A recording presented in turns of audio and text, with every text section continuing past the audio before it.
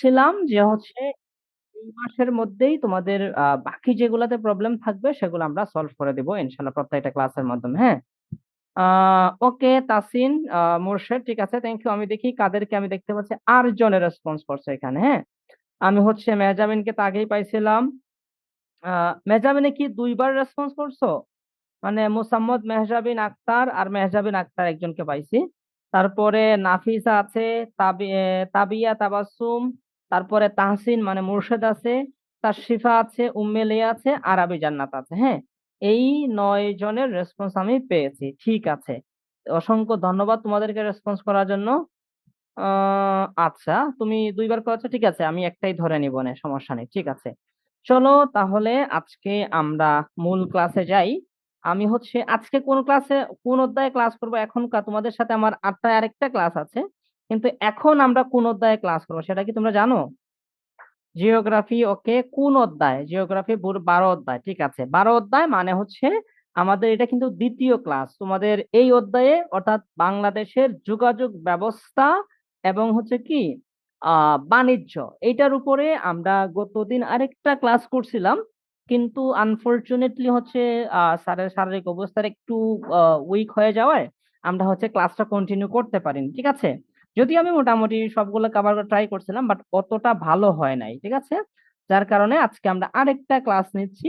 তো যেহেতু প্রথম ক্লাসে একটু হইলো পড়াইছি, আজকের ক্লাসে হচ্ছে আমরা আরেকটু ইনডেপথলি এবং একটু এক্সাম ফোকাস করে পড়া ট্রাই করবো, ঠিক আছে।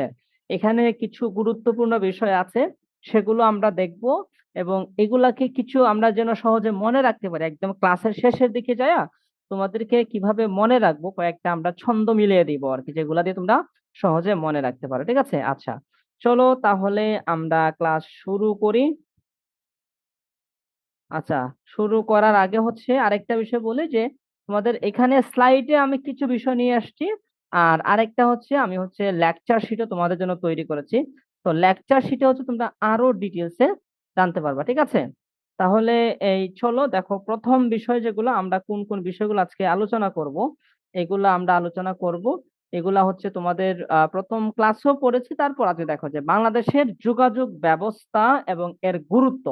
প্রত্যেকটা দেশের জন্যই যোগাযোগ ব্যবস্থা আসলে উন্নয়নের, বা একটা দেশ কতটা উন্নত বা কতটা উন্নতির দিকে আছে সেটা জাজ করার বা সেটা খুঁজে পাওয়ার অন্যতম একটা উপায় হচ্ছে সেই দেশের যোগাযোগ ব্যবস্থা, বুঝতে পারছো? কারণ যোগাযোগ ব্যবস্থার উপর নির্ভর করছে সেই দেশের শিক্ষা ব্যবস্থা, সেই দেশের ব্যবসা বাণিজ্য, সেই দেশের আদার্স যা যা আছে সবকিছু, বুঝতে পারছো? এজন্য একটা দেশের উন্নতির জন্য, একটা দেশের অগ্রগতির জন্য যোগাযোগ ব্যবস্থা হচ্ছে সবচেয়ে বেশি গুরুত্বপূর্ণ, ঠিক আছে। তো এই বিষয়টা আমরা দেখবো আজকের ক্লাসে। তারপরে হচ্ছে আমরা দেখবো বাংলাদেশের প্রেক্ষাপটে যে যোগাযোগ ব্যবস্থাগুলো আছে, সেখানে সড়ক পথ আছে, রেলপথ আছে, নৌপথ আছে, সমুদ্রপথ আছে ও আকাশপথের বর্ণনাগুলো আমরা দেখব, ঠিক আছে।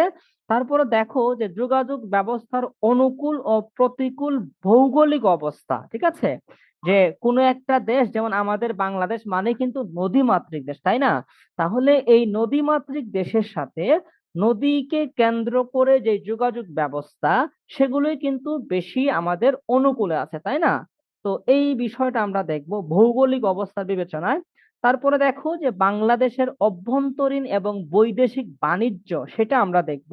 এবং একটা বিষয় আমি তোমাদেরকে বলে রাখি, হ্যাঁ, তোমাদের যে বই যেটা লেখা হয়েছে এটা তো একটু আগের বই, যার কারণে হচ্ছে এই বইটা লেখার পরে পৃথিবীতে এবং বাংলাদেশে বেশ কিছু পরিবর্তন আসছে, বুঝছো?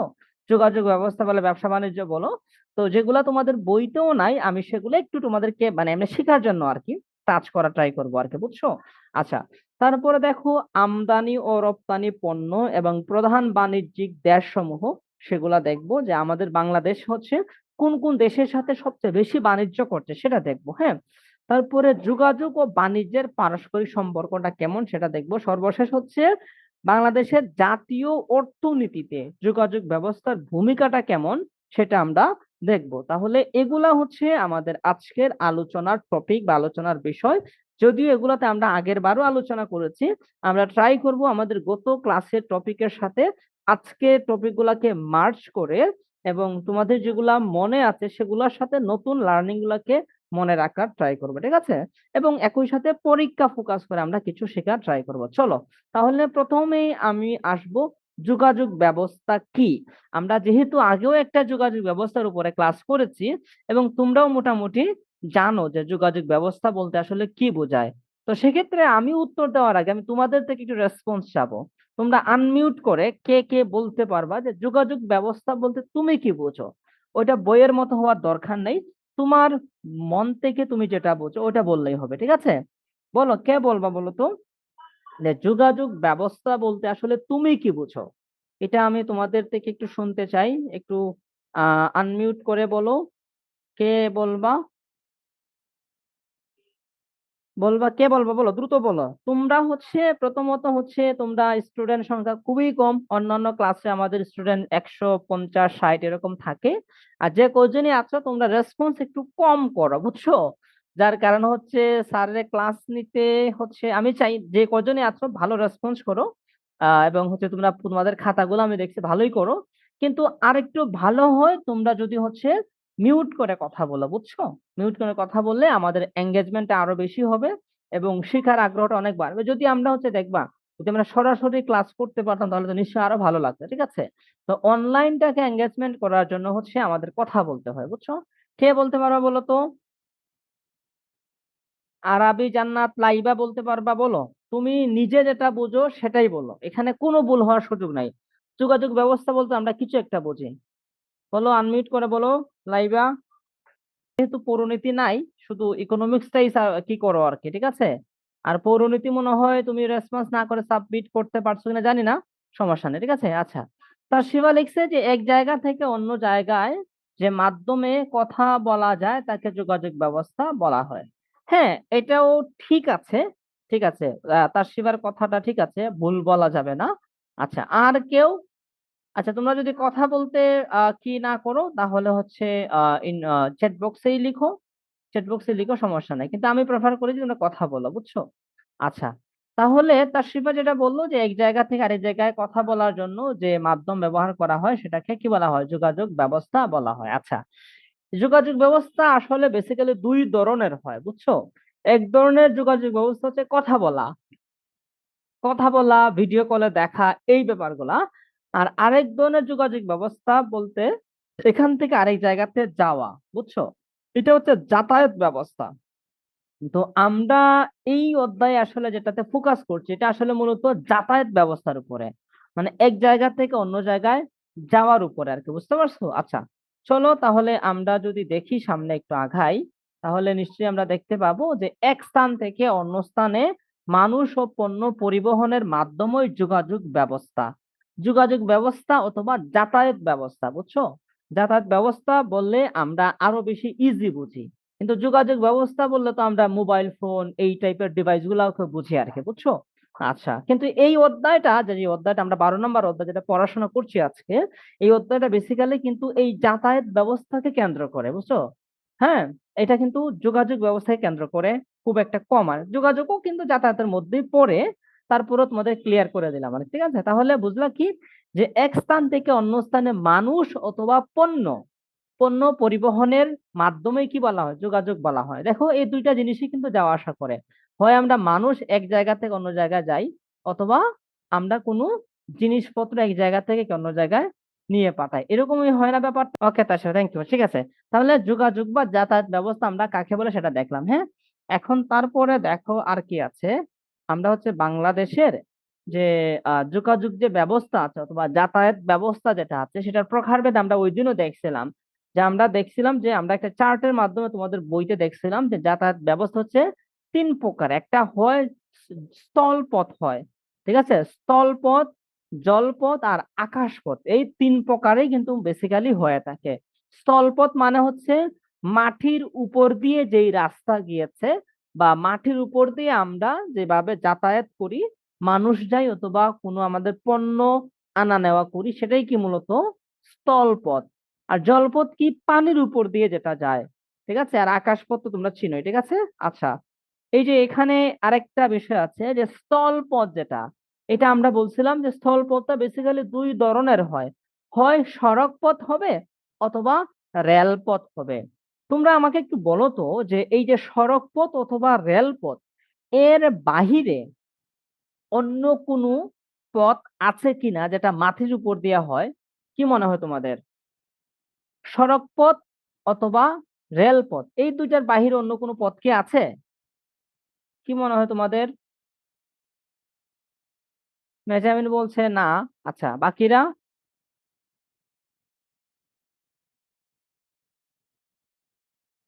বাকিরা বলো, তাশরিফা বলো, তারপরে আর কে আছো? মীরা বলো, লাইবা বলো। আচ্ছা, লাইবা বলছে নাই। আচ্ছা, তাহলে তোমরা আমাকে বলো যে আমরা যেই রাস্তা দিয়ে হাঁটা চলাচল করি, বুঝছো? যেই রাস্তা ধরো হাঁটা চলাচল করি, আমরা যেই রাস্তা দিয়ে পায়ে হাঁটি আর কি, সেই রাস্তাটা কিসে পড়বে? মাটির যে পথটা থাকে সেটা। হ্যাঁ, ঠিক আছে তাশরিফা। কিন্তু কিন্তু আমাকে একটু বলো যে আমরা যেই রাস্তা দিয়ে হাঁটি সেটা কি এই ২ টার কোনটাতে পড়ে? পড়লে কোনটাতে পড়ে? আমরা পায়ে যেই রাস্তা দিয়ে হাঁটি সেই রাস্তা, এখানে যে ২ রাস্তাটা আছে এটাও তো মাটির উপর দিয়ে রাস্তা। তাহলে এই রাস্তাটা কোন রাস্তায় পড়ে? সড়ক পথে পড়ে নাকি রেলপথে পড়ে নাকি এই ২ টার মধ্যে পড়ে না? কি মনে হয় তোমাদের? মেহজাবিন বলছে সড়ক পথে পড়ে। ওকে। আচ্ছা, তাশরিফা কি বলবা? সড়ক পথে পড়ে নাকি পড়ে না নাকি অন্য পথে পড়ে?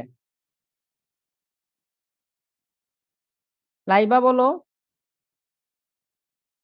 সড়ক পথে পড়ে। আচ্ছা, সহজ কথা হচ্ছে যে আমরা মাটির উপর দিয়ে যে রাস্তা সেটা আমরা পায়ে হেঁটে যাই, সাইকেল দিয়ে যাই, বাইক দিয়ে যাই, আমরা হচ্ছে বাস দিয়ে যাই, তারপরে হচ্ছে অটো দিয়ে যাই, যেভাবেই আমরা মাটির উপর দিয়ে যাই সেটাই কি আমাদের সড়ক পথ। ওকে। আর রেলপথও তোমরা চিনো, ঠিক আছে। তারপরে দেখো জলপথ কি ধরনের হয়?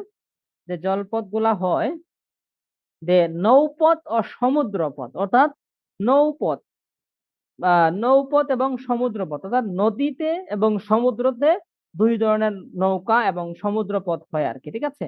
বড়, বড় যেখানে ওগুলাতে জাহাজ চলে আর ছোট, ছোট নদীতে কি নৌকা চলে। ঠিক আছে? আচ্ছা।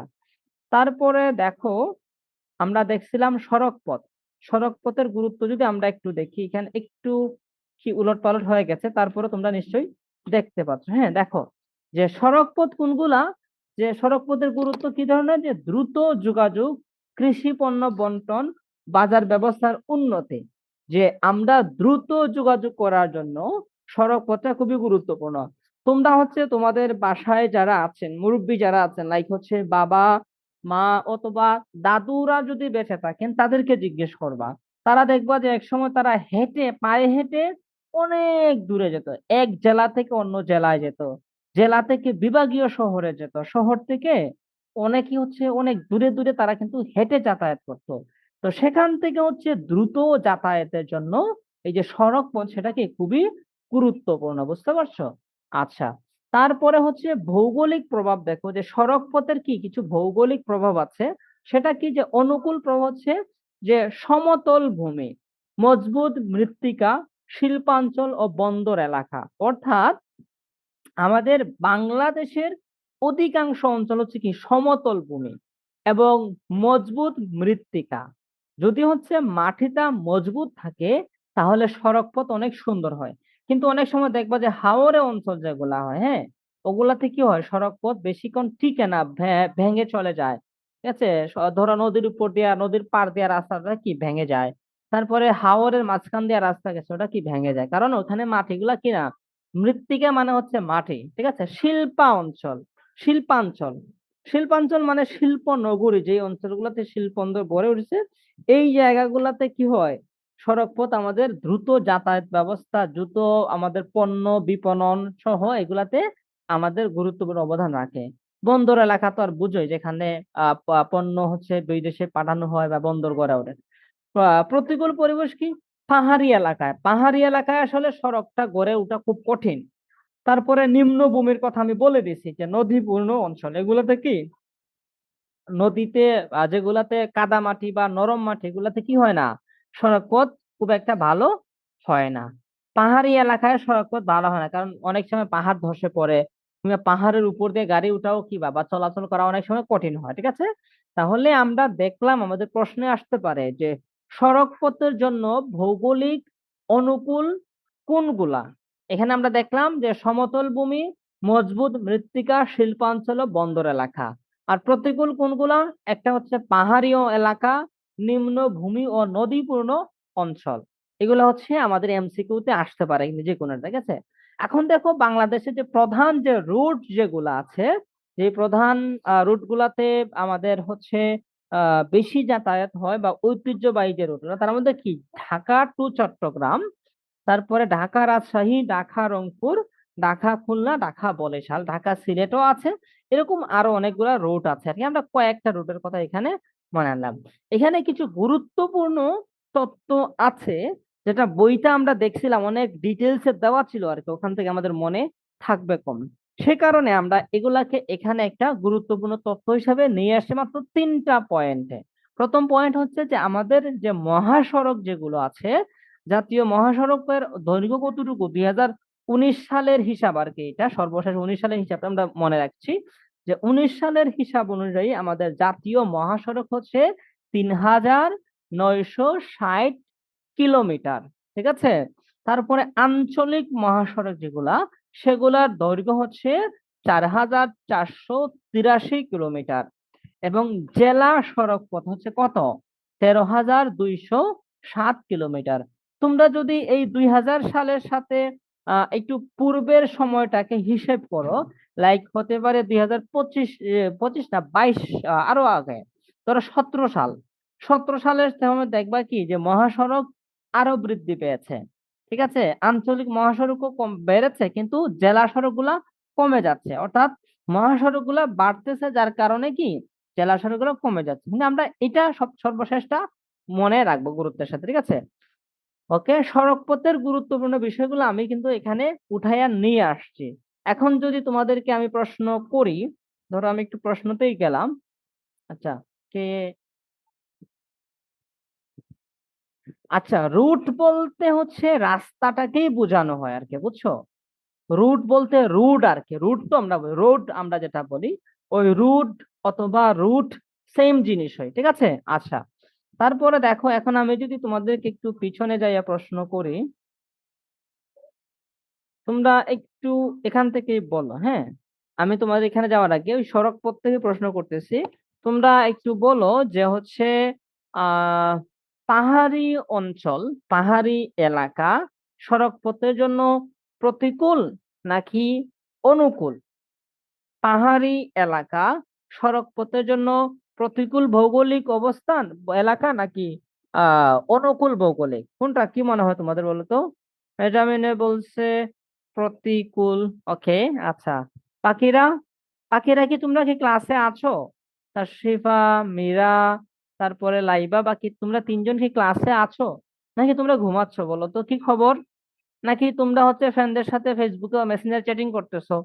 কি করতেছো তোমরা বলো তো? লাইবা, লাইবার স্কুল কোথায়, তোমার স্কুল কোথায় বলো তো? সেটা কি ঢাকার মধ্যে নাকি ঢাকার বাইরে? ওকে, প্রতিকূল বলছো, ঠিক আছে, থ্যাংক ইউ। আচ্ছা, তোমার স্কুল কোথায়, সেই স্কুলের নাম এবং জেলা বা অঞ্চলটা বলো আর কি, ঠিক আছে? তাশরিফার কি খবর? ঠিক আছে, চলো তাহলে আমরা যাই। ওকে, তাশরিফা উত্তর দিছে প্রতিকূল, ঠিক আছে। তাহলে আমরা বুঝে গেলাম এখান থেকে কি ধরনের এমসিকিউ আসতে পারে, আমরা সেটা পারবো। এখন আমরা আসবো রেলপথের ক্ষেত্রে। রেলপথ তো আমরা চিনি তাই না, মানে রেল লাইন যেটা আর কি। আমাদের রেলপথটা আরেকটা প্রশ্নের উত্তর দাও। আমরা দেখছিলাম যে আমাদের যে হচ্ছে আহ আহ 3 প্রকারের হচ্ছে যাতায়াত ব্যবস্থা ছিল, একটা ছিল স্থলপথ, আরেকটা ছিল জলপথ, আরেকটা ছিল আকাশপথ। আমাদের এই রেলপথটা এই স্থল, জল এবং আকাশ, এই 3 পথের কোন পথের মধ্যে পড়ে বলো তো? লাইবার স্কুল হচ্ছে ঢাকা দক্ষিণ নাকি? ওকে, ঢাকা দক্ষিণ। মাল্টি, কি লিখছো বুঝি না তো। Multilateral high school and college, Golapganj. আচ্ছা, স্থলপথে বলছে মেজাবিন, মানে মেজাবিন না, তাশরিফা বলছে স্থলপথ, মেজাবিনও বলছে স্থলপথ। আচ্ছা, বাকি যারা আছো তারা বলো যে আমাদের রেলপথ যেটা, সেটা কোন পথে, স্থল পথে নাকি জলপথে নাকি আকাশ পথে চলে? আকাশ পথে কিন্তু এখন একটা কি চলে কিন্তু, বুঝছো? তোমরা হচ্ছে শুনছো নিশ্চয়ই ঢাকাতে মেট্রো রেল হয়েছে, তাই না? সেটা কিন্তু উপর দিয়া চলে, তাই না? মেট্রো রেল যেটা, ওইটাও কিন্তু এক ধরনের ট্রেন। মেট্রো রেল আমরা বলি আর কি, তো মেট্রো ট্রেন। তো এটা কি মাটি দিয়ে কিন্তু এটা চলে না। যদিও আমরা মাটির উপরে কিন্তু একটা উপরে যেটা একটু উপর দিয়ে নেওয়া হয়েছে, ওটা কিন্তু সড়কের উপর দিয়ে নেওয়া হয়েছে আর কি, বুঝছো? এটাকে পরিপূর্ণ আকাশপথ বলা যায় না। এটা আমরা স্থলপথে বলতে পারি, কারণ আমরা মাটি থেকে একদম নিচে থেকে আমরা পিলার দিয়ে হচ্ছে উপরে উঠিয়ে তারপরে ওটার উপর দিয়ে সড়কটা নিয়েছি, নেওয়ার পরে মেট্রো রেল। হ্যাঁ, মেজাবিনে ঠিক বলছে। তো ওটার উপর দিয়ে কি করছি? ঠিক আছে। তাহলে আমরা জানলাম যে রেলপথটা কি আমাদের সড়ক পথের, সরি সড়ক পথ না, স্থল পথের অন্তর্ভুক্ত, ঠিক আছে।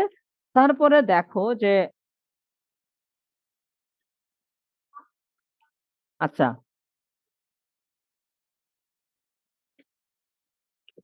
রেলপথের গুরুত্ব যদি আমরা দেখি, কিংবা রেলপথ কি কি বিষয়ে বেশি ভূমিকা রাখে সেটা যদি আমরা দেখি, সেটা হচ্ছে যে ভারী দ্রব্য আনা নেওয়ার ক্ষেত্রে, বুঝছো? যেমন ধরো হচ্ছে তুমি হচ্ছে অনেক ভারী জিনিসপত্র কিনেছো, সেটা তুমি গ্রামে নিয়ে যাবা। সেটা তুমি গাড়ি দিয়ে যতটা সহজে নিতে পারবা, তার থেকে ট্রেন দিয়ে ভারী জিনিসপত্র অনেকগুলা সহজে নেওয়া যায়, ঠিক আছে।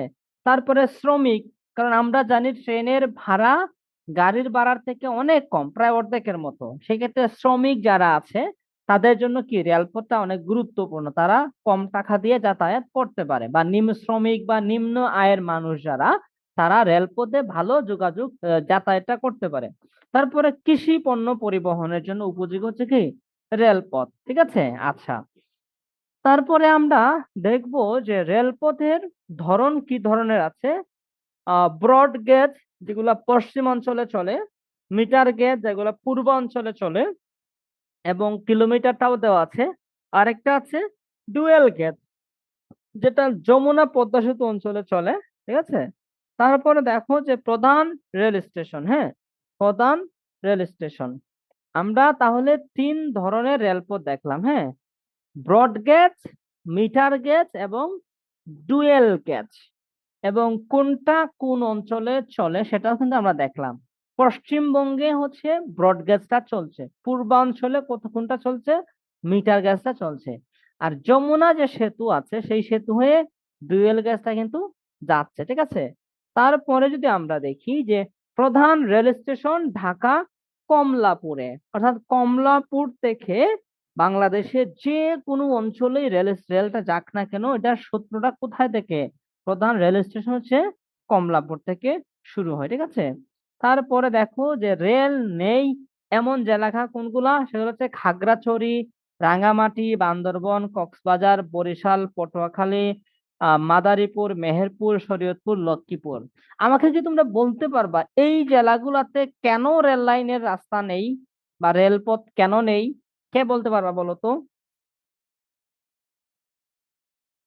এই যে রাঙ্গামাটি, খাগড়াছড়ি, বান্দরবন, কক্সবাজার এবং পটুয়াখালী, বরিশাল, মাদারীপুর, মেহেরপুর, শরীয়তপুর, লক্ষ্মীপুর, এগুলাতে কেন হচ্ছে রেলপথ নাই, কেউ কি বলতে পারবা?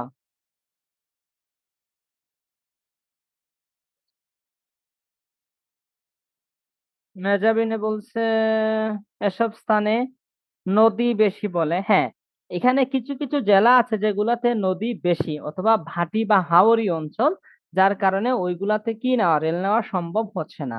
কিন্তু সবগুলাতে কিন্তু নদী নাই, আরো কিছু বিষয় আছে। সেগুলা কি? আর কোন কোন কারণে হচ্ছে, যেমন ধরো খাগড়াছড়ি, রাঙ্গামাটি, বান্দরবন, এগুলাতে কি নদী নাই, কিন্তু এগুলো হচ্ছে পাহাড়ি অঞ্চল। আমরা হচ্ছে ওই যে সড়ক পথের জন্য অনুকূল দেখছিলাম, অথবা হচ্ছে আহ আহ, স্থল পথের জন্য অনুকূলের যে ব্যাপারটা ছিল বা প্রতিকূল ছিল, যে আমরা দেখছিলাম যে অতিরিক্ত পাহাড়ি অঞ্চল, তারপরে হচ্ছে নিম্নভূমি, এগুলাতে কি যাতায়াত করা বা রেল লাইন বা সড়ক লাইন নেওয়া সম্ভব, সড়ক পথ নেওয়া কঠিন হয়ে যায়, ঠিক আছে, পাহাড় থাকার কারণে। হ্যাঁ, মেজাবিনের দুটা উত্তরই সঠিক হয়েছে। তারপরে দেখো যে এখানে সাধারণত আমাদের পরীক্ষাতে যেই ধরনের প্রশ্ন আসতে পারে বা এখান থেকে যে প্রশ্ন বেশি আসতে পারে, সেটা হচ্ছে বাংলাদেশের রেলপথ গড়ে ওঠার অনুকূল ও প্রতিকূল ব্যবস্থা ব্যাখ্যা করো। ওই যে আমরা দেখলাম যে অনুকূল অবস্থা হচ্ছে এগুলা, কিন্তু প্রতিকূল অবস্থা হচ্ছে এই যে কয়েকটি জেলা আছে, যে রাঙ্গামাটি, খাগড়াছড়ি, বান্দরবান এবং বরিশাল, বা অর্থাৎ পাহাড়ি এবং নিম্নভূমি যে জেলাগুলো, সেগুলোতে কি হয় না, রেলপথের চলাচল করা সম্ভব হয় না। যেমন তোমরা দেখবা বরিশাল যেতে গেলে কি, আগে হচ্ছে লঞ্চটাই একমাত্র ছিল, রিসেন্টলি হচ্ছে পদ্মা সেতুটা হয়েছে আর কি, বা ওই অঞ্চলের মানুষের জন্য একটা সেতু হয়েছে, পদ্মা সেতুর কারণে এখন মানুষ, ঠিক আছে, থ্যাংক ইউ, একটু নেটে ডিসকানেক্ট হওয়ার কারণে কি সমস্যা হয়েছিল, ঠিক আছে।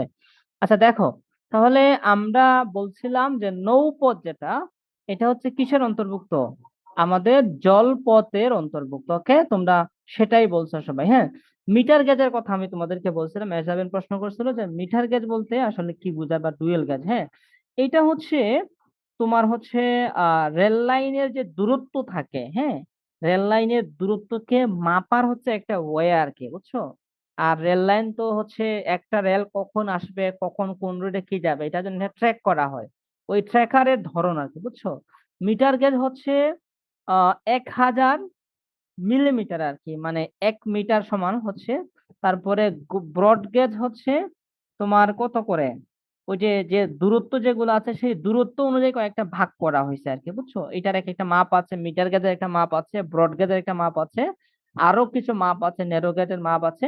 এগুলাকে মূলত বোঝায় আর কি। আরো কিছু বিষয় দেখবা যে তোমরা কোনো রেল লাইনে গেলে দেখবা যে ওইটা একটার সাথে 3টা লাইন আছে, আবার কোনো কোনো জায়গাতে 2টা লাইন আছে, আবার কোনো কোনো যে ক্রসিং গুলার এক একটা ধরন দেখবা আর কি।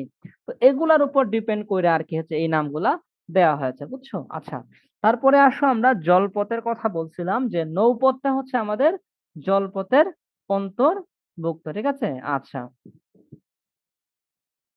তো নৌপথের প্রথম যে ব্যাপারটা আমরা শুরুতেই বলছিলাম, যখন আমরা ওই যে আলোচ্য টপিক যখন দেখছিলাম, আলোচ্য বিষয়গুলোতেই দেখছিলাম, তখনই হয়েছিল কি, আমরা বলছিলাম যে বাংলাদেশ মূলত নদীমাতৃক দেশ। নদীমাতৃক দেশ হওয়ার কারণে নদীকে কেন্দ্র করে যে যাতায়াত ব্যবস্থাগুলো সহজলভ্য, সেগুলোই কিন্তু বাংলাদেশে অনেক বেশি। এবং তোমরা যদি তোমাদের যেটা আমি বলছিলাম যে আমাদের মুরব্বী যারা আছেন, হ্যাঁ, আমাদের গ্র্যান্ড ফাদার মাদার যারা আছেন, তাদেরকে যদি আমরা জিজ্ঞেস করি, তারা এক সময় অনেক হেঁটে, পায়ে হেঁটে যাতায়াত করতো। এখন তো অনেক সড়ক হচ্ছে, কিন্তু এই সড়কগুলো হওয়ার আগে আগে কিন্তু নদী আমাদের একমাত্র ভরসা ছিল। নদীর মাধ্যমেই হচ্ছে বেশি যাতায়াত আমরা করতাম। আমরা হচ্ছে, তোমরা যে প্রাচীনকালে ইতিহাসও যদি দেখো, ওখানে দেখবা যে আমরা যে আন্তর্জাতিক বাণিজ্য যেগুলা হইতো, ওই সময় যারা সওদাগর যারা ছিল আর কি, এখনকার বড় বড় ব্যবসায়ী যারা, ইন্ডাস্ট্রিয়ালি যারা, ওদেরকে ওই সময় সওদাগর বলা হইতো। যারা এক দেশ থেকে আরেক দেশে পণ্য বা বিশাল বিশাল বাণিজ্য করত, তাদেরকে তারা কি করতো, মূলত এই নৌকা, জাহাজ জাহাজ দিয়ে মূলত তারা কি করতো, বাণিজ্য করতো। তো প্রাচীনকাল থেকেই বাংলাদেশ নদীমাতৃক দেশ হওয়ার কারণে আমাদের এই দেশের হচ্ছে যাতায়াত ব্যবস্থাটা নদী কেন্দ্রিক ছিল, নদীমাতৃক দেশ হিসেবে, ঠিক আছে। দেখো বাংলাদেশের এরপরে যে পয়েন্ট আছে, দেখো যে বাংলাদেশের মোট অভ্যন্তরীণ নৌপথ হচ্ছে 4000, না 4000 না, হ্যাঁ, 8400 কিলোমিটার অভ্যন্তরীণ, তো বুঝো। যেমন ধরো আমি হচ্ছে তোমাদের কোন অধ্যায় জানি পড়িয়েছিলাম যে আমাদের নদীগুলা কোন দেশ থেকে কোথায় উৎপত্তি লাভ করেছে। যেমন আমরা কিছু নদী দেখছিলাম হিমালয় থেকে উৎপত্তি লাভ করছে, ঠিক আছে। আমাদের কিছু নদী হচ্ছে ফরিদপুর হয়ে বাংলাদেশের কি করছে, কিছু নদী দেখছিলাম সুরমা নদী হয়ে এসেছে, তাই না, এরকম বিভিন্ন নদীর উৎপত্তিস্থল দেখছিলাম। তো এই নদীগুলা বাংলাদেশের ভিতরের যে এরিয়া, সেই অভ্যন্তরীণ এরিয়া হচ্ছে, বা সেই অভ্যন্তরীণ দৈর্ঘ্য হচ্ছে আমাদের নদীগুলো, নিজস্ব নদীগুলোর অভ্যন্তরীণ নৌপথ হচ্ছে কত, 8400 কিলোমিটার। বুঝতে পারছো? হ্যাঁ, মেজাবিনে বলছিল যে বণিকও বলা হইতো, মানে সৌদাগর যারা আগে ব্যবসা করে, বণিকও বলা হতো, ঠিক আছে। আচ্ছা, তাহলে এই যে আমাদের অভ্যন্তরীণ হচ্ছে নৌপথের পরিমাণ কতটুকু, 8400 কিলোমিটার। তারপরে দেখো সারা বছর নৌ চলাচল যোগ্য কত, মানে সারা বছর, যেমন ধরো আমরা অনেক কি দেখি, আমাদের ঋতুর পরিবর্তন হয়। একটা সময় হচ্ছে বর্ষা, অনেক বৃষ্টি হয়, পানি হয় অনেক, আবার একটা সময়ে শুকিয়ে যায়। তো যার কারণে সারা বছর এই যে 8400 কিলোমিটার আছে, পুরা অঞ্চল জুড়ে আমাদের নৌকা চলাচল করতে পারে না। কিছু অঞ্চল আছে ওই জায়গাগুলো শুকিয়ে যায় বা পানি কমে যায়, যেখানে নৌকা চলাচল করা সম্ভব হয় না। তো সেরকম সারা বছর নৌ চলাচল করা সম্ভব হয় সেই অঞ্চলের পরিমাণ হচ্ছে 5,400 কিলোমিটার। তার মানে হচ্ছে আমাদের বাংলাদেশে 3,000 কিলোমিটার অঞ্চল এমন আছে যেখানে কিছু কিছু সময়ে নৌ চলাচল করা সম্ভব হয় না। ঠিক আছে? আচ্ছা, দেখো, এই যে দেখো, এবং এটাই বলা আছে আর কি, যে শুধুমাত্র বর্ষাকালে 3,000 কিলোমিটারে নৌকা চলাচল করা যায়, কিন্তু বর্ষাকাল চলে গেলে এই 3,000 কিলোমিটার আর নৌকা চলাচল করা যায় না। ঠিক আছে? তো আমি ওই দিন তোমাদেরকে বই থেকে র্যান্ডমলি পড়িয়েছিলাম, আজকে হচ্ছে গুরুত্বপূর্ণ পয়েন্ট গুলাকে ভাগ করে করে তোমাদের জন্য প্রশ্নের মতো করে রেডি করে নিয়ে আসছি, যেন প্রশ্ন আসলে তোমরা লিখতে পারো আর কি। এখান থেকে যে কোনো একটা প্রশ্ন আসতেই পারে তোমাদের যে কোনো একটা পরীক্ষা। ঠিক আছে? তারপরে দেখো যে বাংলাদেশের যে প্রধান নদী বন্দর সেগুলো কি কি? ঢাকা আছে, নারায়ণগঞ্জ আছে, চাঁদপুর আছে, খুলনা, বরিশাল, ভৈরব বাজার, আজমিরীগঞ্জ। হ্যাঁ, এগুলো হচ্ছে প্রধান নদী বন্দর। ঠিক আছে? আচ্ছা, তারপরে যদি আমরা আসি সমুদ্র বন্দর। হ্যাঁ, এখন নদী বন্দর থেকে তোমাদের কোনো প্রশ্ন আছে কিনা একটু বলো আমাকে। নদী বন্দরটা যে গুরুত্বপূর্ণ বিষয়গুলো আমি তোমাদেরকে বুঝাই দিয়েছি, এর বাহিরে তেমন একটা নাই। তারপরে বলো তোমাদের কোনো প্রশ্ন আছে কিনা, না থাকলে আমরা সমুদ্র বন্দরে যাব আর কি।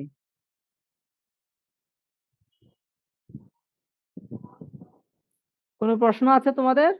ওকে, আমি তাহলে কারো প্রশ্ন দেখতে পাচ্ছি না। নদীপথকে কেন সাশ্রয়ী পথ বলা হয়? সাশ্রয়ী পথ বলা হয়, আচ্ছা, এটার উত্তর দিচ্ছি মেহজাবিন।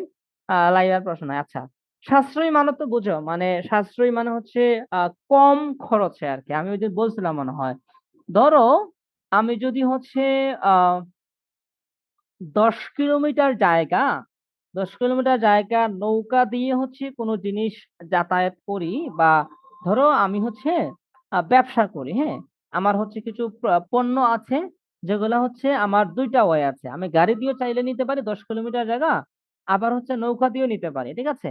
তো এখানে গাড়ি দিয়ে নেওয়ার ক্ষেত্রে বা সড়ক পথে নেওয়ার ক্ষেত্রে যেই খরচ আসবে, নদী পথে তার থেকে অনেক কম আসে। বুঝতে পারছো? এই কারণে আর কি এগুলোকে সাশ্রয়ী পথ বলা হয় এটাকে। বুঝতে পারছো না যাবেন? ঠিক আছে, থ্যাংক ইউ। প্রশ্ন করবা এভাবে যখন যেটা মনে হবে আর কি। আচ্ছা, তারপরে আসো যে আমরা আসবো হচ্ছে আহ নদীর পরে আমরা আসবো সমুদ্র পথে। সমুদ্র বন্দরকে দেখো ওসিন ট্রান্সপোর্ট বলা হয়। হ্যাঁ, আচ্ছা, ওসিন ট্রান্সপোর্ট কি আছে দেখো, বাংলাদেশে 3টি সমুদ্র বন্দর আছে। আর বাংলাদেশের প্রধান নদী বন্দরগুলো দেখছিলাম আমরা কয়টা? এই যে দেখো, ঢাকা, নারায়ণগঞ্জ, চাঁদপুর, খুলনা, বরিশাল, ভৈরব, আজমিরীগঞ্জ, এগুলো হচ্ছে নদী বন্দর।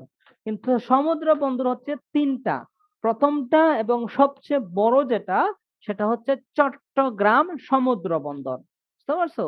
এটা আসলে সবচেয়ে বড় এবং সবচেয়ে পুরনো একটা সমুদ্র বন্দর। বুঝছো?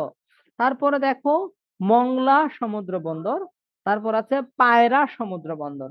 তোমরা কি কেউ বলতে পারতো এই মংলা সমুদ্র বন্দর কোথায় অবস্থিত এবং পায়রা সমুদ্র বন্দর কোথায় অবস্থিত? কেউ কি বলতে পারবা বলো তো? মংলা এবং পায়রা সমুদ্র বন্দর কোথায় অবস্থিত?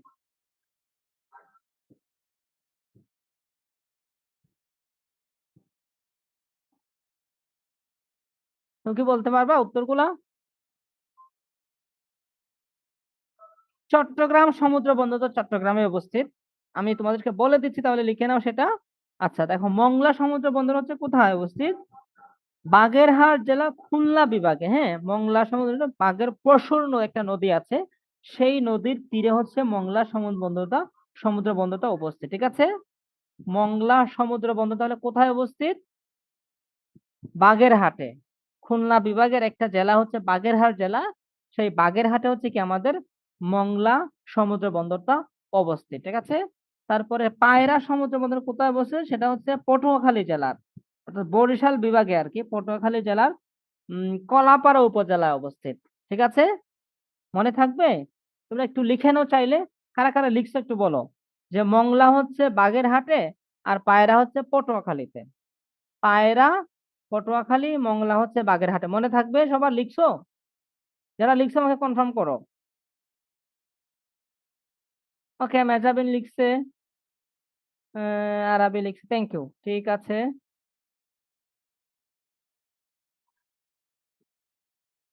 ঠিক আছে, মীরাও লিখছি, ঠিক আছে, থ্যাংক ইউ। তাহলে আমরা দেখলাম যে ৩টি সমুদ্র বন্দর আমাদের আছে। তার মধ্যে একটা হচ্ছে চট্টগ্রাম সবচেয়ে বড়, মংলা এবং পায়রা। সত্যি বলতে আমরা মনে করি যে বাংলাদেশে একটাই সমুদ্র বন্দর আছে, সেটা হচ্ছে কি চট্টগ্রাম। কারণ বাকিগুলা খুব বেশি জনপ্রিয় না বা খুব বেশি ব্যবহার হয় না। কিন্তু চট্টগ্রামটা হচ্ছে সবচেয়ে বেশি ব্যবহার হয়।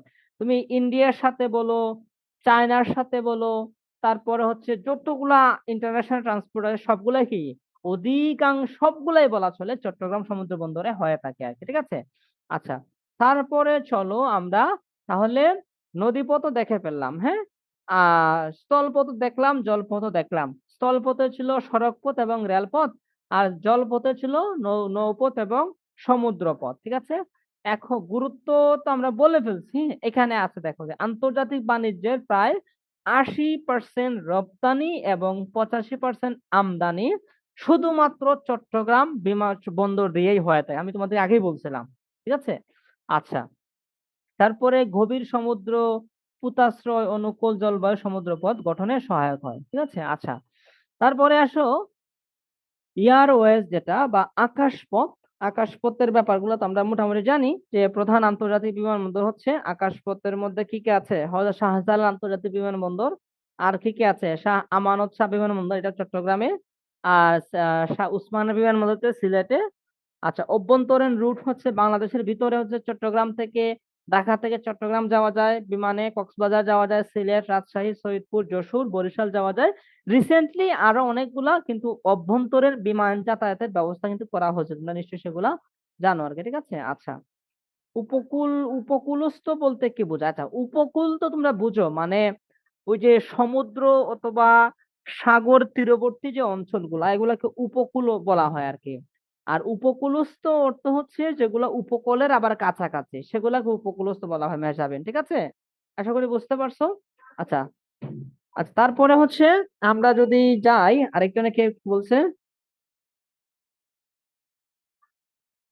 ওকে।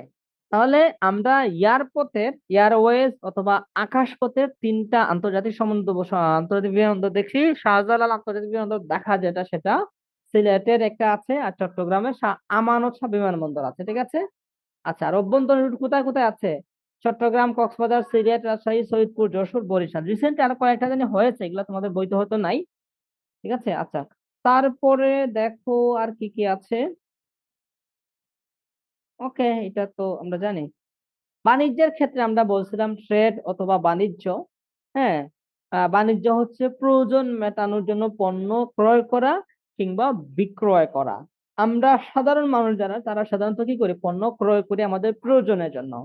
আর আমাদের কাছে যারা বিক্রয় করে তারাও কি একটা প্রয়োজন তারা কিন্তু মিটায়। সেটা কি? যেমন ধরো তাদের হচ্ছে অনেক টাকার প্রয়োজন। তারা হচ্ছে বড়, বড় ব্যবসা করে। আমাদের প্রয়োজনটা হচ্ছে আমরা হচ্ছে ব্যবহারের জন্য আর তাদের প্রয়োজনটা হচ্ছে তাদের ব্যবসার জন্য। ঠিক আছে? তো এই যে প্রয়োজন মেটানোর জন্য পণ্য ক্রয় করা, বিক্রয় করা এটাকেই কি বলা হয়? মূলত বাণিজ্য বলা হয়। হ্যাঁ? এই বাণিজ্যটা ২ ধরনের হয়। সামনে আছে প্রকারভেদ দেখো। সামনে আছে কি, কি আছে দেখো যে অভ্যন্তরীণ বাণিজ্য মানে দেশের ভিতরে যেটা বাণিজ্য। দেশের যে আমাদের একটা বর্ডার আছে সেই বর্ডারের ভিতরে যেকোনো জায়গায় তোমার ভারী ধরো সেই টেকনাফ আছে। টেকনাফ থেকে তুমি তেতুলিয়াতে হচ্ছে ব্যবসা করতেছো। ওটা সমস্যা নাই। এটা দেশের ভিতরে সেই কারণে কি ওটা অভ্যন্তরীণ বাণিজ্য হবে।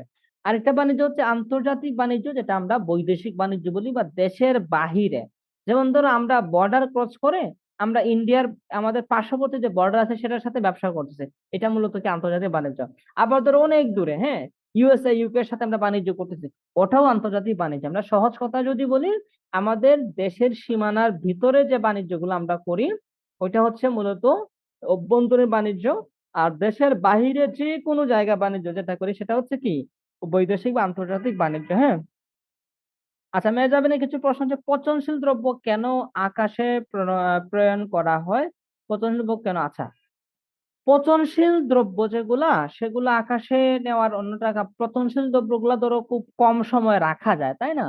তুমি যদি ধরো তোমার বাড়ি ধরো চট্টগ্রাম, ঠিক আছে? চট্টগ্রাম থেকে ঢাকা থেকে চট্টগ্রাম যেতে বিমানে কতক্ষণ লাগবে? কতক্ষণ লাগবে আমি এক্সাক্টলি জানি না। সর্বোচ্চ ১ ঘন্টার ১ ঘন্টার মধ্যে সবকিছু হয়ে যাবে আরকি আই থিংক। কিন্তু তুমি যদি ঢাকা থেকে চট্টগ্রাম গাড়ি দিয়ে যাইতে চাও মিনিমাম 7 থেকে 8 ঘন্টা সময় লাগবে, বুঝতে পারছো? যার কারণে পতনশীল সময়গুলো বেশিক্ষণ পতনশীল জিনিসগুলা বেশি সময় রাখা যায় না। আবার হচ্ছে ধরো ভালো মানের হচ্ছে তোমার হচ্ছে বরফিং যে সিস্টেম যেটা আছে ওইটাও থাকে না, ফ্রিজিং সিস্টেম যেটা, যার কারণে তোমার হচ্ছে বিমান দিয়ে বা আকাশপথে নেওয়া হয়েছে দ্রুত যাতায়াতের জন্য, ঠিক আছে? মোটামুটি সড়ক পথের তুলনায় বা নৌপথের তুলনায় 10-15, আমি এক্স্যাক্টলি সঠিক তথ্যটা আমার এই মুহূর্তে জানা নেই, কিন্তু অনেক গুণ বেশি হচ্ছে দ্রুত যাতায়াত করে হচ্ছে আকাশপথ আর কি, বুঝছো? যার কারণে আকাশপথ দিয়ে সেগুলা নেওয়া হয়। মেজারমেন্ট ক্লিয়ার পচনশীল দ্রব্যের ব্যাপারটা? আচ্ছা, ওকে, থ্যাংক ইউ। তারপরে দেখো যে বাণিজ্য দুই প্রকার কথা বলছিলাম, দেশের ভিতরে দেশের বাইরে, হ্যাঁ।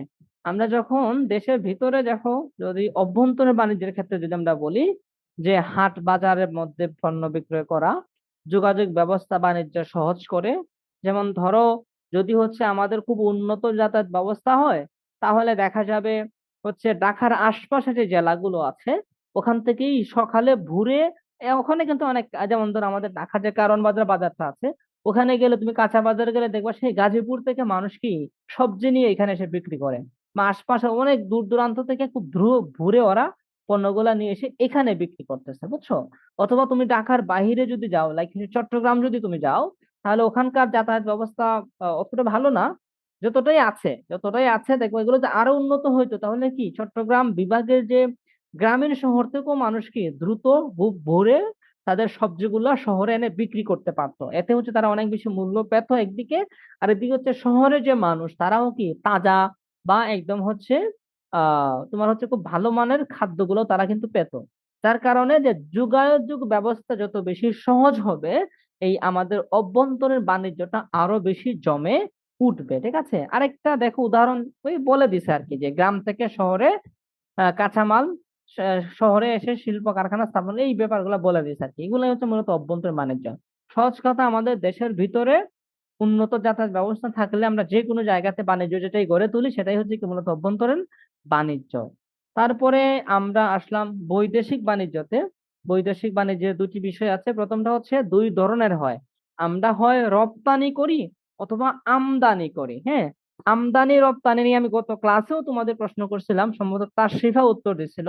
আচ্ছা, আজকে আর কেউ বলবা কিনা যে আমদানি বলতে আমরা কি বুঝি এবং রপ্তানি বলতে আমরা কি বুঝি? হ্যাঁ, কে বলতে পারি বলো তো? চ্যাট বক্সে বলতে পারো অথবা আনমিউট করে তোমরা বলতে পারো। আমদানি বলতে আমরা কি বুঝি, রপ্তানি বলতে আমরা কি বুঝি?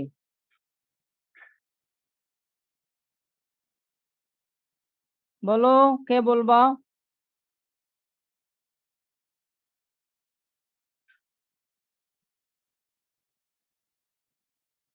আচ্ছা, আমদানি হচ্ছে অন্য দেশ থেকে কোনো জিনিস আমাদের দেশে নিয়ে আসা, সেটা মূলত আন্তর্জাতিক বাণিজ্যের একটা উপায়। আর আরেকটা হচ্ছে আমাদের দেশ থেকে অন্য দেশে কোনো পণ্য পাঠানো, সেটা কি? ওকে, মেজাবের উত্তর দিচ্ছে যে আমদানি বলতে অন্য দেশ থেকে কোনো পণ্য আনা বোঝায়, রপ্তানি বলতে পাঠানো বোঝায়। ঠিক আছে, সুন্দর হয়েছে মেহজাবের উত্তর। আচ্ছা, তারপরে হচ্ছে আমরা আহ হ্যাঁ, আমরা এখানে ছিলাম। ওকে, আমদানি আর রপ্তানি আমরা পড়লাম তাহলে। এবং বর্তমানে রপ্তানির 75% আসে তৈরি পোশাক থেকে। এটা আমাদের জন্য সবচেয়ে বেশি গুরুত্বপূর্ণ। বাংলাদেশের রপ্তানি খাতের সবচেয়ে গুরুত্বপূর্ণ অংশ হচ্ছে কি তৈরি পোশাক, মানে গার্মেন্টস প্রোডাক্ট আর কি, বুঝছো? আমাদের হচ্ছে গার্মেন্টস প্রোডাক্টের হচ্ছে অনেক আন্তর্জাতিক বাজার আছে, লাইক হচ্ছে ইউকে, ইউএসএ, অস্ট্রেলিয়া, বিশেষ করে ইউএসএ তে অনেক ভালো মানের অবস্থান আছে আমাদের তৈরি পোশাক শিল্পের, বুঝছো? কিন্তু অন্যান্য ক্ষেত্রে, বিশেষ করে হচ্ছে প্রযুক্তিতে তো আমাদের রপ্তানি বলতে গেলে জিরোই বলা চলে। ওয়ালটনে বোধহয় কিছু প্রোডাক্ট ওরা বিদেশেও পাঠায়, এরকম ছোট ছোট কিছু কোম্পানি আছে, কিন্তু বাকি যেগুলোর ক্ষেত্রে খুব যে দামি পণ্য ওগুলো আমরা বিদেশে খুব একটা পাঠাইতে পারি না। একমাত্র তৈরি পোশাকটাই হচ্ছে আমরা কি প্রায় 75%-এর মতো করে পাঠাই, ঠিক আছে? এখানে হচ্ছে কিছু হিসাব দেওয়া আছে যে 2015-16 অর্থ বছরে আমাদের রপ্তানি আয় ছিল কত, দেখো যে 34,257 মিলিয়ন ডলারের কথা বলা আছে। আর এটা যে রপ্তানি মানে আমরা অন্য দেশে দ্রব্য পাঠিয়ে আয় করেছি বা পণ্য পাঠিয়ে আয় করেছি হচ্ছে এত US ডলার। এটা ছিল 2015-16। এবং পরের বছর 17-18 যে অর্থ বছর আছে সেখানে আমাদের ছিল কত 36,668 ইউএস কি মিলিয়ন ইউএস ডলার আর কি। কিন্তু হচ্ছে এটা তাহলে একটু বাড়তেছে, আমাদের রপ্তানিটা ধীরে ধীরে বাড়ছে, আমদানিটাও হচ্ছে আবার বাড়তেছে। আমদানিটা ওই সময় ছিল 43,000, এখন হচ্ছে কত 58, এখন না 2018, 19, 17, 18 হচ্ছে 19,000, ঠিক আছে। তাহলে দেখতেছি যে আমদানিও বাড়তেছে আবার রপ্তানিও কি আমাদের বাড়তেছে, ঠিক আছে। তারপরে দেখো যে বৈদেশিক বাণিজ্যের ব্যাপারগুলা যদি আমরা একটু দেখি, যে প্রধান বৈশ্বিক রপ্তানি পণ্য কোনগুলো সেগুলো যদি তোমরা দেখো, যে বা তোমরা বাম দিকে দেখতে পাচ্ছ, রপ্তানির ক্ষেত্রে আমাদের প্রধান যে দ্রব্যগুলো আছে তার মধ্যে আছে হিমায়িত খাদ্য, তারপরে কাঁচা পাট, চা, অর্থাৎ আমাদের যে পাট যেটা আছে, পাট থেকে কিন্তু খুবই উন্নত মানের প্রোডাক্ট তৈরি হয়, কিন্তু সেটা হচ্ছে আমাদের বাংলাদেশে খুব একটা তৈরি হচ্ছে না। আমরা কি করি, আমাদের কাঁচা পাটগুলা রপ্তানি করে দেই, ঠিক আছে। তারপরে হচ্ছে তৈরি পোশাক, তৈরি পোশাক, তারপরে হচ্ছে চামড়াজাত প্লাস্টিক পণ্য, তারপরে হোম টেক্সটাইল। আচ্ছা, আজান হচ্ছে, আমরা একটা মিনিট সময় নেই, হ্যাঁ। তার মধ্যে আছে হিমায়িত খাদ্য। হিমায়িত খাদ্য মানে তো বুঝো, যেগুলো হচ্ছে বরফ দিয়ে পাঠাইতে হয়, লাইক হচ্ছে মাছ, সবজি, এই টাইপের যেগুলো, এগুলো আর কি, হ্যাঁ। তারপরে কাঁচামাল, কাঁচা পাট, চা, এগুলো আছে। তারপরে তৈরি পোশাক আর নিটওয়্যার। নিটওয়্যার নিয়ে হচ্ছে মেজাবিনে প্রশ্ন করছে। নিটওয়্যারটা হচ্ছে ধরো হচ্ছে তৈরি পোশাকেরই একটা হচ্ছে ক্যাটাগরি আর কি, লাইক ধরো T shirt, polo T shirt, hoodie, এই টাইপের যে ব্যাপারগুলো এগুলোকে নিটওয়্যার বলে আর কি, বুঝছো। টি শার্ট তো বুঝো, পোলো টি শার্ট, হুডি, তারপর হচ্ছে সোয়েটার, এই টাইপের যেগুলো মোজা, এইগুলাকে কি বলা হয়, নিটওয়্যার বলা হয়, ওকে। আচ্ছা, তারপরে হচ্ছে দেখো চামড়াজাত তো বুঝো, প্লাস্টিক পণ্য এগুলাও বুঝো, হোম টেক্সটাইল তো বুঝো, সিরামিক, এগুলো মূলত আমরা বেশি রপ্তানি করে থাকি আর কি। তার মধ্যে আমরা আগের স্লাইডে দেখছিলাম যে শুধু তৈরি পোশাক দিয়েই কি আমরা 75% আমরা যে মোট রপ্তানি আয় যেটা, সেটার 75% শুধু তৈরি পোশাক থেকেই আসে, ওকে। আচ্ছা, তারপর আমরা যদি ডান দিকে আসি, আমাদের আমদানি পণ্য যেগুলা, সেগুলোর মধ্যে কি দেখো, আমরা হচ্ছে চাল, গম, তেলবীজ, এগুলো আমদানি করি। তারপরে হচ্ছে এখন যদিও চালটা হচ্ছে বা ধানের ক্ষেত্রে আমরা রিসেন্টলি হচ্ছে স্বয়ংসম্পূর্ণ হয়ে গেছি, এগুলো হচ্ছে তোমাদের বইতে অনেক আগের ডাটা দেওয়া, তো আমরা এখন বোধহয় পুরাপুরি স্বয়ংসম্পূর্ণ হয়ে গেছে আর কি, ধান এগুলো উৎপাদনের ক্ষেত্রে আর কি। রিসেন্টলি গত 3, 4, 5 বছরে আমাদের হচ্ছে কিটা উম আচ্ছা, শুক্রবারের এক্সামটা আমি এখনো জানি না মেজাবিন, তোমরা নিশ্চয়ই কোনো নোটিশ পাবা আর কি, হ্যাঁ। আচ্ছা, মনে হয় থাকতেছে না স্যার, এক্সাম কি থাকতেছে? আচ্ছা, হ্যাঁ, এক্সাম থাকতেছে না, তোমাদের হচ্ছে ওই যে রিভিশন ক্লাসের জন্য সম্ভবত। আচ্ছা, তো কি বলছিলাম, যে চালের কথা বলছিলাম বা ধানের কথা বলছিলাম, এটা তোমাদের বইয়ের আগের অনেক তথ্য দেওয়া, তো এজন্য এখানে বলা আছে যে আমরা চালও আমদানি করি, কিন্তু মূলত হচ্ছে চাল বা ধানের ক্ষেত্রে আমরা বোধহয় পরিপূর্ণ স্বয়ংসম্পূর্ণ হয়ে গেছে আর কি। আপাতত বোধহয় আমাদের বাইরে থেকে আর চাল আনতে হয় না, আমরা মোটামুটি, এবং সম্ভবত কিছু চাল আমাদের রপ্তানিও করা হয়। গত 3, 4, 5 বছরে আমাদের কৃষিখাত অনেক উন্নয়ন করেছে, এটা সত্য। তারপর হচ্ছে গম, তেলবীজ, তারপর হচ্ছে অপরিশোধিত পেট্রোলিয়াম, তারপরে হচ্ছে ভোজ্য তেল, সার, তুলা, সুতা। তারপরে হচ্ছে এখানে দেখো সেকেন্ড আছে, প্রধান বাণিজ্যিক দেশসমূহের মধ্যে আছে আমদানি আমরা কোন জায়গা থেকে বেশি করি, সেটা করে চীন, ভারত, সিঙ্গাপুর। তার মধ্যে সম্ভবত ভারত থেকে আমরা সবকিছুই করি, কারণ ভারত মনে করে যে তার হচ্ছে আমাদের বাংলাদেশকে তার একটা ড্রয়িং রুম বা কিচেন রুম এই টাইপের মনে করে, তাদের আমাদের একটা অংশ মনে করে, তাদের সব জিনিসপত্র মোটামুটি তাদের থেকে আমাদের আনতে হইতো আগে আর কি, এরকম একটা বাধ্যবাধকতা ছিল। রিসেন্টলি অনেক পরিবর্তন হয়েছে আর কি, বুঝছো। তো আমরা বেশি আমদানি করি চীন, ভারত এবং সিঙ্গাপুর থেকে, কিন্তু রপ্তানি করি কোথায় দেখো, যুক্তরাষ্ট্র। ওই যে আমরা দেখছিলাম আমাদের তৈরি পোশাক শিল্প সবচেয়ে বেশি আমরা যুক্তরাষ্ট্রে হচ্ছে কি পাঠাই, আমেরিকাতে পারে, জার্মানি আছে, ফ্রান্স, যুক্তরাজ্য, কানাডা, এই দেশগুলোতে আমরা বেশি রপ্তানি করি। এটার কারণ হচ্ছে আমাদের রপ্তানি পণ্য যেহেতু হচ্ছে তৈরি পোশাক, এজন্য হচ্ছে আমাদের তৈরি পোশাক হচ্ছে এই বাজারগুলোতে বেশি বিখ্যাত। তার কারণ হচ্ছে ওখানকার মানুষ যারা আছে, লোকাল যে ফ্যাক্টরি যারা আছে, ওরা হচ্ছে এই যে পোশাক টোশাক এগুলার পিছনে সময় দেওয়ার কি তারা তাদের টাইম নাই। তারা ধরো বড় বড় প্রযুক্তি বানায়, গাড়ি বানায়, হ্যাঁ। তারপরে হচ্ছে বিভিন্ন টেকনোলজি জিনিসপত্র বানায়। তারপরে হচ্ছে তারা ধরো বিভিন্ন ইন্ডাস্ট্রি বানায়, এই জিনিসগুলো নিয়ে তারা ব্যস্ত থাকার কারণে তারা হচ্ছে পোশাক নিয়ে তাদের কাজ করার সুযোগ নাই। তো আমরা বাঙালিরা হচ্ছে মোটামুটি পোশাক ভালো করতে পারি, এই পোশাকটা আমরা ওখানে পাঠাই, ঠিক আছে। আচ্ছা, তারপরে চলো আমরা একদমই শেষের দিকে চলে আসছি, একদম লাস্ট স্লাইড হচ্ছে এটা তোমাদের জন্য। এই যে কিছু কয়েকটা পয়েন্ট তোমাদের মনে রাখার জন্য হচ্ছে একটা সুন্দর একটা কি ছন্দের মতো মনে রাখার কৌশল তৈরি করেছি। দেখো যে সমুদ্র বন্দর ছিল আমাদের তিনটা, তাই না?